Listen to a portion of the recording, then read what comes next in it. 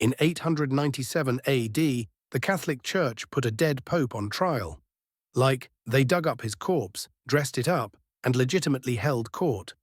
This is the story of the Cadaver Synod, the wildest trial in history. To understand how we got here, you need to know one thing. The 9th century papacy was a hot mess. Popes were being appointed and removed like socks. The Holy Roman Empire was collapsing. Powerful noble families were treating the church like a chessboard, and Rome was a political war zone. At the center of this chaos, Pope Formosus. He ruled from 891 to 896 and got tangled in political feuds between two power players. The Carolingians, think Charlemagne's legacy, and the Spoletos, an Italian dynasty with serious pull. Formosus backed the Carolingians. The Spoletos hated that. In 896, Formosus died of natural causes. Normally that would end a feud. But nope, not in medieval Rome. The Spoletos installed their guy, Pope Stephen VI, who had a bone to pick with his predecessor. Literally. He decided Formosus's crimes were so bad, they needed to be addressed after death. Months after Formosus's burial, Stephen ordered his corpse exhumed. They dressed him in papal robes, sat him on a throne, and began the Cadaver Synod, aka Synodus Horrenda, which honestly sounds like a death metal album. The corpse was guarded by a deacon who acted as his defense attorney.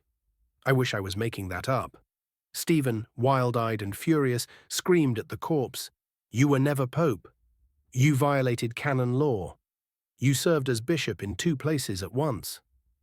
And the body, of course, didn't say much. The trial was as one-sided as you'd expect. Formosus was declared guilty. His papacy was declared invalid, all of his actions as pope were undone, and in an extra act of spite, they cut off the fingers he used to give blessings. Then, because subtlety was dead too, they stripped the corpse, dragged it through the streets, and tossed it into the Tiber River. Now here's where things boomerang. The Roman public? Absolutely horrified. Even by chaotic church standards, this was next-level disturbing. Executing a corpse was seen as a desecration, not justice. The people turned on Pope Stephen VI fast. He was imprisoned within months. And later that year, he was strangled in his cell, likely by political rivals or outraged clergy. You'd think the madness would end there, but no. Over the next few years, 3 more popes reversed and re-reversed the Cadaver Synod. One pope said Formosus was totally innocent. Another said, nah, he's still guilty. A third dug up Stephen's records and had those burned.